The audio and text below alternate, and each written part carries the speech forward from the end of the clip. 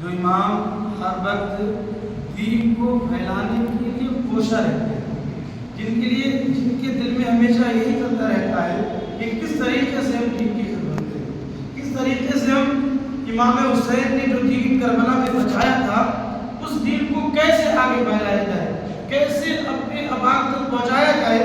ان کا یہ ہمیشہ ہی خیال رہتا ہے، یہی ان کی سوچ اور فکر رہتی ہے، اور اس سوچ اور فکر کا ایک نتیجہ اور ایک مثال آپ کو بتاؤں میں کہ ابھی انہوں نے جو ہم نے اپنے یہاں مدرسہ کھولا ہے، اس اپنے مدرسے میں انہوں نے ابھی بات کی کہ اپنی بھانجی کو بھیجا ہے عالمہ بنانے کے لیے۔ کیوں بھیجا ہے؟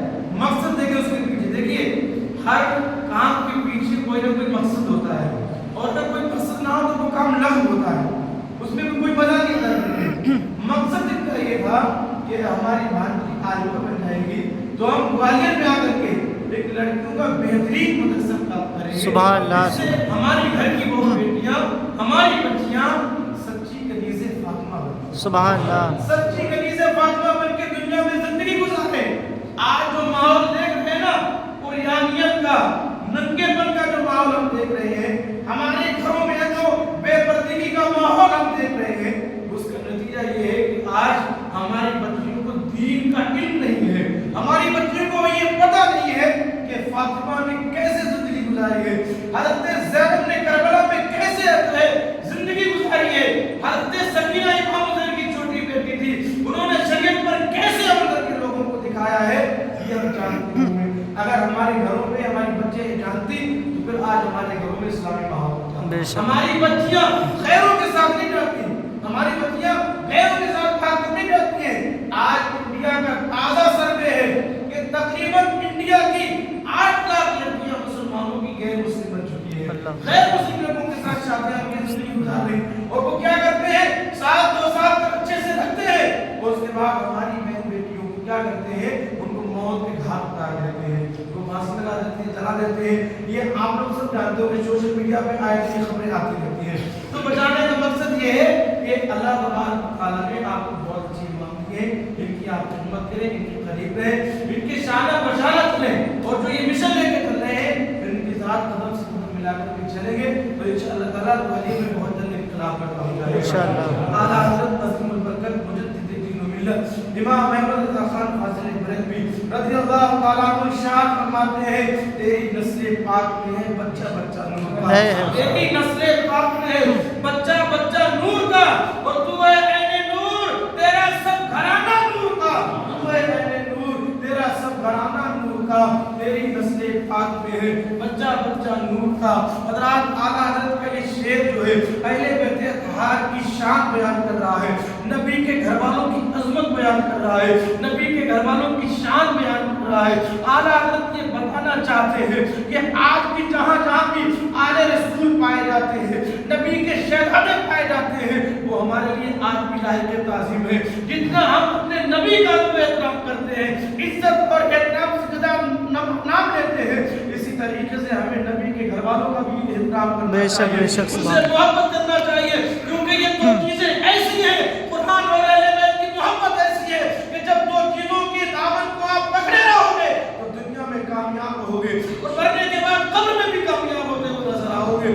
آپ ذرا دیکھیں، ہم اپنی تقریر شروع کرتے ہیں، شاعر اپنی شاعری کو شروع کرتا ہے، جہاں آپ پروگرام دیکھتے ہوں گے، ہر پروگرام میں، ہر جلسے میں، ہر میلاد میں، ہر جگہ اعلیٰ حضرت کا نام ضرور آتا ہے، اعلیٰ حضرت کا نام ضرور آتا ہے۔ آخر ایسی وجہ کیا ہے کہ ہر جگہ اعلیٰ حضرت کا نام کیوں آتا ہے؟ کیا اعلیٰ حضرت نے اپنے باپ دادا کی تعریف کی ہے؟ کیا اعلیٰ حضرت کوئی بہت بڑے سیٹ تھے؟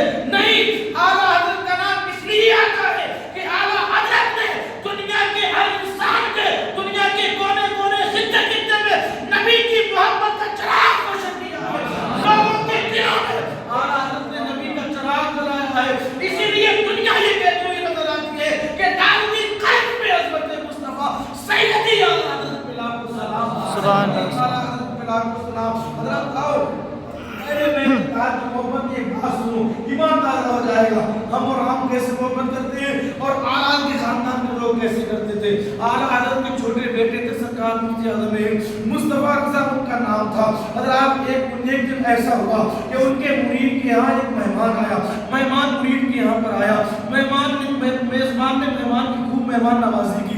उसके बाद दोनों लोग बैठे हुए थे, तो वो मेहमान जो आया था वो मेजबान से कहने लगता है, सरकार मुफ्ती आजम के मुरीद से कहने लगता है कि ये बताओ तुम किससे मुरीद हो, तुम किससे रहते हो, तुम्हारे पीर कौन है? तो वो कहने लगा मेरे पीर सरकार मुफ्ती आजम हिंद है, सरकार मुफ्ती आजम हिंद मेरे पीर है।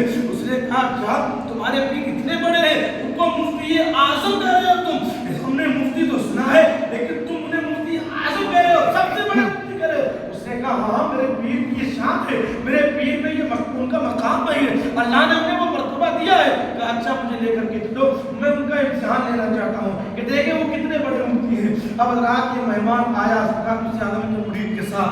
सरकार मुफ्ती आजम हिंद उस कमरे में आराम फरमा रहे थे जिस कमरे में आपने अगर कभी बरेली गए होंगे तो ताज शरिया एक जिस कमरे में रहते थे उसी कमरे में सरकार मुफ्ती आजम हिंद बैठे हुए थे। ये आए आने के बाद सलाम दुआ मुसाफा हुआ, मुसाफा होने के बाद जो सरकार मुफ्ती आजम का मुरीद था उसने कहा हुजूर ये हमारे घर में मेहमान आए, आपसे कुछ पूछना चाहते हैं, आप कुछ सवाल करना चाहते हैं। आप फरमाते बताओ क्या सवाल करना चाहते हो, पूछो क्या पूछना चाहते हो। उसने कहा एक बात बताओ, आका अलैहिस्सलाम की कितनी औलाद थी, कितनी जो है बेटियां, कितने बेटे थे? आप पहले बेटे अल्लाह से मोहब्बत करते हैं तो बताएं मुझे कि सरकार की औलाद कितनी थी? सरकार मुफ्ती आजम ने क्या किया, उससे कहा अभी यहीं बैठो, हम तुम्हारे सवाल का जवाब देंगे। आपने अब अंदर का दरवाजा मकान का खोला और आप मकान के अंदर चले गए। जब आप मकान के अंदर चले गए तो वो जो मुरीद आया था ना, मुरीद के यहाँ मेहमान आया था, वो मुरीद से कहने लगता है कि देखा तुम्हारे पीर को इतनी छोटी सी बात नहीं पता है, हमने पूछा कि सरकार के कितनी बेटियां बेटे हैं, हमने ये पूछा, इतने छोटे सवाल को वो देखने के लिए अंदर गए हैं, किताब में देख करके जवाब आएंगे तब हमें बताएंगे। तो सरकार में जाते हैं इनका मुरीद करने लगा नहीं, मेरा यकीन ये कहता है, मेरा दावा ये कहता है, मेरे पीर को इस सवाल का जवाब पता है। अंदर वो देखने नहीं गए, कोई और वजह हो सकती है, कोई और काम हो सकता है। उसने कहा नहीं तुम्हारे पीर को जवाब पता नहीं, देखने गए हैं। थोड़ी देर के बाद सरकार चाहते हुए फिर वापस उसी कमरे में तशरीफ ले आते हैं। जब आप कमरे में तशरीफ लाए तो आपके जो हाथ गीले थे, आपका चेहरा भी गीला था, यानी जो चीजें वुजू में धोई जाती हैं, आज़ाए वुजू आपके गीले थे। आपने अपने कपड़ों से उस कपड़े से उसको साफ किया, वो साफ करते करते उस मेहमान से पूछा अभी जब हम अंदर गए थे तो तुम हमारे मुरीद से ये कह रहे थे कि तुम्हारे पीर को इसके सवाल का जवाब नहीं पता है, वो अंदर देखने गए, इसका जवाब देख के आएंगे तो बताए जाएंगे। सुनो, मैं इस सवाल के जवाब देखने नहीं गया था, मैंने सवाल का जवाब क्यों नहीं दिया उसकी वजह आप सुन लो।